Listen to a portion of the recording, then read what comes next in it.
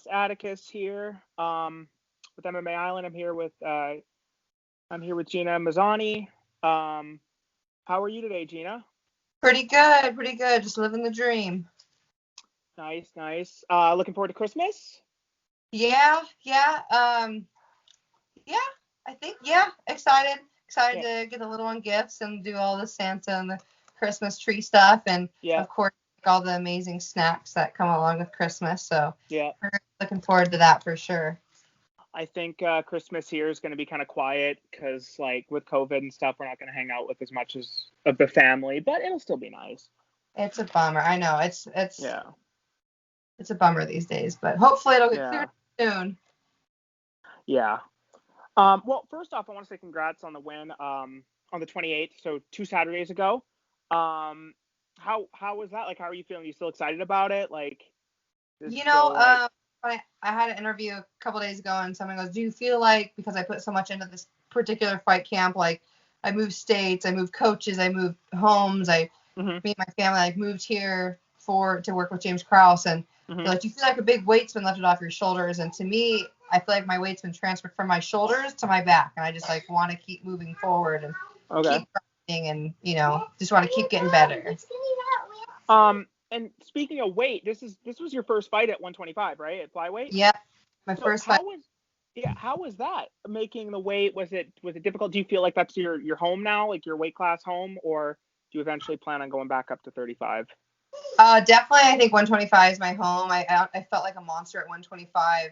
The cut was kind of, it like the actual weight cut of fight week was the easiest weight cut I've ever had in my life. But I prepped for it. I was dieting for a good 10 weeks, like strict dieting.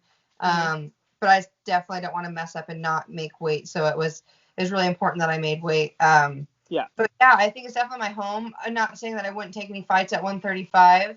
But I definitely I want to compete at the flyweight division for sure, and I want to continue doing that. Yeah, I mean, you looked really strong in the cage, like you were taking Rachael down pretty easily. It seemed like, kind of just bullying her in the clinch and all that. So it definitely seems like you found your home for weight classes. Yeah, it felt good. And what was your thoughts on Rachael getting cut afterwards? Were you kind of surprised to see that, or because she had 3 losses in a row? So I mean, no, I wasn't surprised in the sense of, like, I've been cut before. Like they cut people with winning records and with winning, they've cut people who've had like bonuses, and like their last fight they got bonus and they'll cut them, you know what I mean? So no, I'm not at this point in my life, I'm not surprised at what they do. They do it for some reason, and but I definitely don't think that. I actually messaged her after I found out the information, and I messaged her, I was like, I hope you don't quit. Like, I hope the road's not over there for your MMA career. She's very tough, she's very durable, and I'm kind of bummed because I felt like a lot of people gave her a lot of trash talk for being, beautiful and fighting and this and that. But I'm like, she put on a tough, like, she was very, very, very tough. Like, I don't think I've hit anybody that hard in my life. And like, she walked through. And so to me, that's almost scarier than like a skilled opponent that you could knock out. You know what I mean? Like, she was just so tough. But I'm grateful for my coaching and the cardio I had, and like the skill set I had, that I could give it, get a finish on it. So, but I'm not surprised. I'm like, in this game, like, you can never be surprised. Like, the crazier shit has happened, Yeah. Well, they cut Brandon Moreno at one point, and he's gonna be fighting for the title on Saturday. So yeah.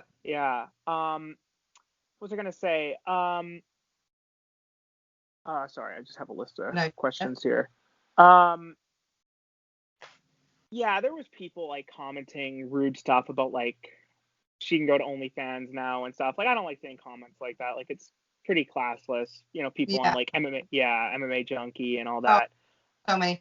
And like, I get, like, it's kind of, just brings us women back a couple decades of like, like, she's beautiful, and but I'll be honest, I think, like, I mean, like, she did a lot of photo shoots, like she's like launching another company, but like for me, like, I was getting my face rubbed in the mat every day, 3 times a day, sometimes 4 times a day, sometimes 5 times a day. So it's just like, I just took the fight a lot serious. I personally think fight really, really seriously because my thought is I'm not losing this fight. Like that, the thought of me losing this fight was never crossed my mind. So yeah.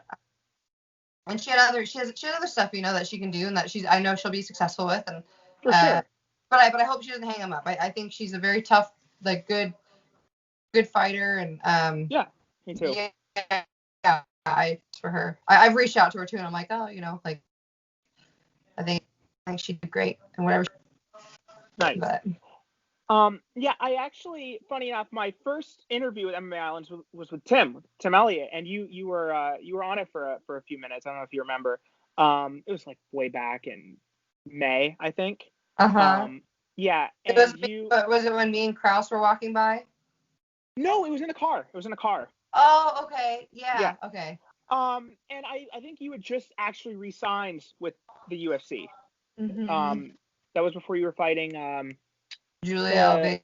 Yeah, didn't she call herself like the Panda or something? Yeah. Yeah. So and so you lost that one, and then this was your first fight since then, right? Yeah. Okay, so it must be good to get that winning feeling back. Yeah, I didn't have I really believe that like in this sport you need a good support system. And I felt like having Tim was he was a great support system, and I just wasn't getting the kind of coaching that I needed. I felt like James Krause he legitimately changed my life, where after that fight I was like, I'm done fighting, I don't want to fight anymore.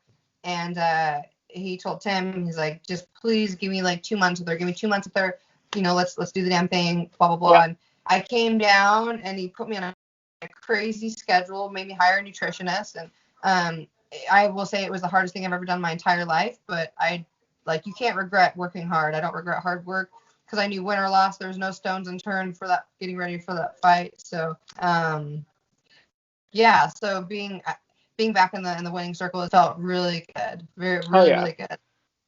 But, and when would you like to fight again?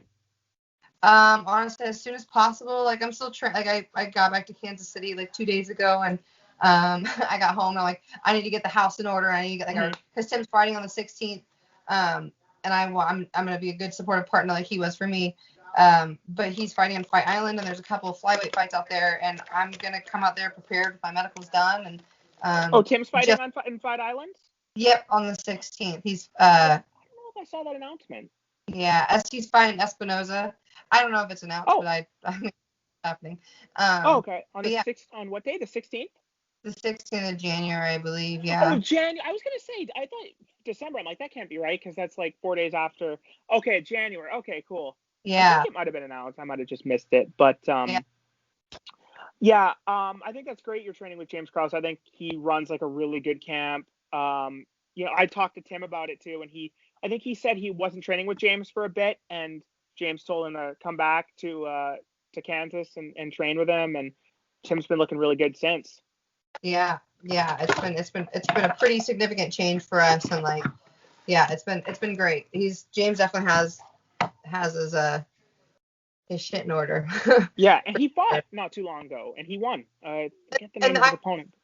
I think that's another important thing too that I love is that like a lot of coaches will tell you what to do and this and that, but it's like it's kind of more significant when the person who's telling you what to do has also walked the walk, Yeah. Like, before my fight, I'm like, I'm nervous and feel like this, and it's like, Gina, I get nervous too, and I'm like, really, you're Krause, like, so it's nice to be able to relate in that. Yeah, it's impressive to me he can juggle that because he fights. I think he had like 2 fights this year or something, and he coaches like mad respect. That would be hard to juggle, but he's a husband, he's a daughter, does it all. Yeah. And also congrats. I saw you're engaged. When's the wedding? When are you planning on having the wedding? So we were planning on having it in June and having it up in Alaska. Okay, yep. But with all the COVID and stuff going on, I'm not really sure when we're gonna do it. But I mean, it might end up just being a small wedding. But I want to make sure like our close family's there and Sterling can be there and just like that kind of thing. But we're pretty much married as it is. So yeah. But how long have you two been together for? I'll be 3 years in December. Okay, 3 years. Yeah. It is December. It is, so it is. Oh my gosh. Yeah. Our anniversary's coming up. Yeah. What exciting. Yeah, I was gonna say it is December, so. Oh my gosh. Wow. Yeah. That was weird. I didn't realize that until just now. Oh, okay, good. I kind of reminded you then. Yeah, no kidding. So you were born in Alaska, right? Born and raised, yeah. Yeah. And what's like, so I saw that you started off as a graphic designer, right? Yeah, yeah. Yeah. I So went to school. Pardon? Oh, sorry, go on.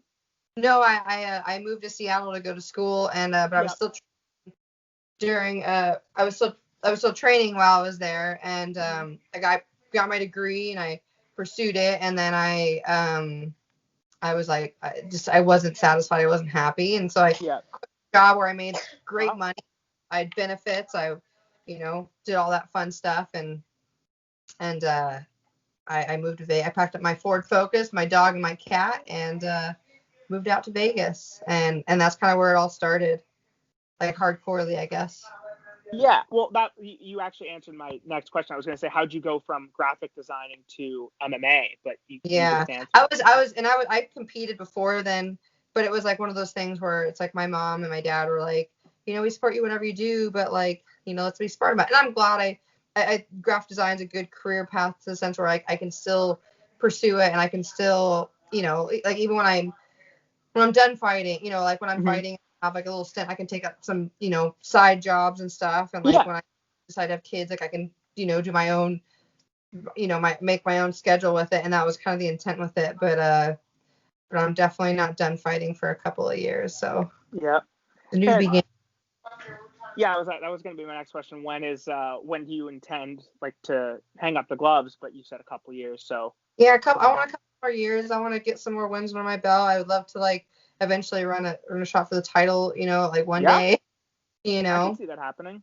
Yeah, so it's. I mean, flyweight's definitely a smaller. I think it's a smaller division than bantamweight. Isn't there's less because it's a newer division. I don't know if there's as many girls in it as there is in 135. I think there's more flyweights than there are bantamweights, because a lot of the bantamweights moved down to 25. Yeah, and I guess the strawweights did move up, so I guess that does make sense. But and then when I fought bantamweight, I had to fight up my first fight was against number 7. My second fight was like against, I think she was ranked number 9 at the time. Okay. So I'm grateful to start off in a new division and like work up my way up the rankings, not the opposite way. What's like your walking around weight, like what's your average cut kind of? I don't really know. I mean, like I said, like flyweight's new to me, but before, when I was at bantamweight, I try to show up on fight week at 150 pounds. And then same thing with flyweight. I'd like to show, I showed up at 139 pounds for fight week, and then I walked into the cage at exactly 139.8 pounds. So okay, not too bad. 15-pound cut then. Yeah. So what besides fighting, what are some things you enjoy doing, like hobbies or? We'll say it again. Yeah, like outside of fighting, what's some of your passions or hobbies, like things you enjoy doing? My passion, my hobbies outside of fighting is honestly just hanging out with my family, like making necklaces. No, like I don't know, I like to paint and do art, and I like to cook. I like to feed my people, and hiking and hang out with my animals. Yeah, just like, it's funny, it's weird how things change the older you get. Like I just like my desire is to like, I like to hang out with my family. Like I couldn't wait to get home and be with my farmhouse and like you know what I mean. I just like partying and stuff isn't like my jam anymore. Like I just like I just like to hang out with my animals and my people. And what actually got you into MMA? Like did you see like what how did you get started in your MMA venture? So I used to be a competitive figure skater, and I stopped skating when I was like 17, and I started doing jiu-jitsu, and I absolutely just like fell in love with it. And then I had my first like MMA fight when I was 18, and I just kind of fell in love with it. And my brothers wanted me to start so I could like, learn some self-defense and all that kind of fun stuff. But yeah, I just it's kind of rolled from there. Okay, that's pretty cool. And you said you started with jiu-jitsu, right? So would that be like your favorite style of MMA, like that you like to utilize most in fights? No, I mean I like to scrap. Like I it's funny when I came to James Krause, he was like, everyone describes you as a wrestler and a wrestler and like a grappler, but he's like, I think you're more of a striker, which was kind of cool to hear. But yeah, I think, I don't know, especially after I've been really falling in love with striking a lot more, and I don't know, I like it all. That's the beauty of MMA. You can do it all. Yeah, exactly. Right. And so who, any like opponents you have in mind for 2021? Like anyone you'd like to fight next? I mean, I have like a list of them, but it's like all bottom ranked girls. Like I don't want to move the rankings quite yet. Yeah. In particular, no, like, not trying to be like, oh, I want to fight you. Like I just honestly any of the 125 girls, and just to kind of work my way up a little bit. But yeah, no one in particular. Yeah. Well, I think that's good. Sometimes you'll see people get pushed too quick, and then they'll just have like just kind of a fall from grace. Yeah. So I think it's better to start kind of working the way up the rankings. That's what I like to see. Yeah. Like for example, they have Cosmots was going to fight Leon, and he was like ranked 15th to 3. I think that's a little bit too much of a step. Like I like to see a little closer in the rankings rather than go from like almost unranked to one of the top guys, Absolutely. or girls. Have you ever had any like bad blood with any opponents, like anyone you didn't like or anything? No, because I mean, at the end of the day, it's like, it's a business, I when I go to practice, I love all my training partners. I don't fight with emotion. So it's like, if I fight with emotion, it probably won't end well for me. So no, I don't think there's ever been any that I mean, but before a fight, like, I'm not going to be like your buddy and like be all nice and stuff. But yeah, I don't really, like I said, it's a business. At the end of the day, this is my job, and I'm going to treat it as such. And yeah, no bad blood. I'm a pretty unconfrontational person considering my job. Yeah, you seem pretty easygoing from what I've seen. So I couldn't really picture you having beef with any opponents really. But if I do have beef with someone, like, I go hard. Yeah. So it's probably better that I don't have beef with my opponents. Yeah. One day I will. There's always that one. Oh yeah, there's some trash talkers, or some opponents love to get under people's skin. So yeah. What was I gonna say?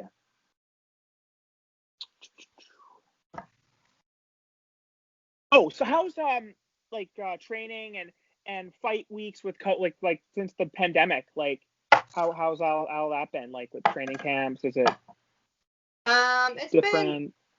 Yeah, it was very different. Like in Vegas, it was a lot more gyms were shut down, and it was a lot more of a pain to get to practice because everyone has their views on the pandemic and stuff. But it's like at the end of the day, like we're all pretty like the people we train with were healthy, and we take care of our bodies, and I think that's why we're able to be successful in like training, and like some teammates have gotten it, and we've gratefully came out unscathed because of it. But in Missouri, it's been pretty great because it's the Midwest. Like people aren't gonna really, like we're like, I don't know. I feel like it's been a lot better after moving here, like able to train and all that fun stuff. Yeah, I feel like Vegas would probably be a lot worse than like Missouri. People are pretty hardcore that, which is fine. Like everyone's own opinion, whatever. But like, I'm grateful that I'm in a place where I'm able to show up to practice and train without a mask and all that fun stuff. Yeah, it's pretty bad where I am. So I'm in Canada, but like I'm by Washington, like Vancouver, Vancouver, right? Yeah, I'm like right by there. It's pretty bad here, so I'm like trying to leave the house as minimum as I can. So yeah, it's definitely scary. Yeah. Wow. Yeah, God, I'm hoping it ends sooner rather than later, but agreed. Yeah. Well, I don't want to keep you too long. I know you're busy, but thank you for coming on, and again, congrats on the big win. Thanks a ton. Thanks for having me. Thanks, Gina. Have a good night. All right, we'll see you soon. Okay, bye. Good job. Bye.